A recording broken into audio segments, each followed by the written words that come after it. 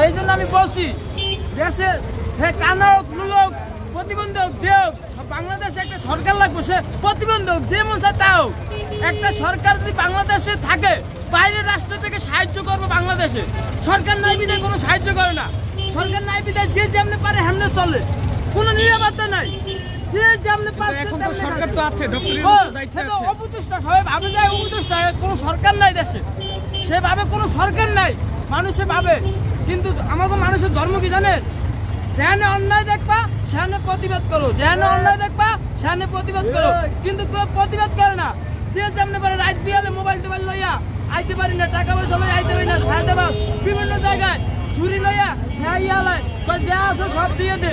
ঠিক আছে, তো দেশে এই যে পেটে আমার ভাত নাই, ভাত ছাড়া কিন্তু আমার পেটটা চলবো না, চলবো আইন ছাড়া দেশ চলবে না, চলবে না, চলবে না। সরকার লাগবো, সরকার বাংলাদেশে যে কোনো সরকার লাগবো, কানক আর লুলোক প্রতিবন্ধক সরকার হলে বাইরে থেকে বাংলাদেশে সাহায্য করবে।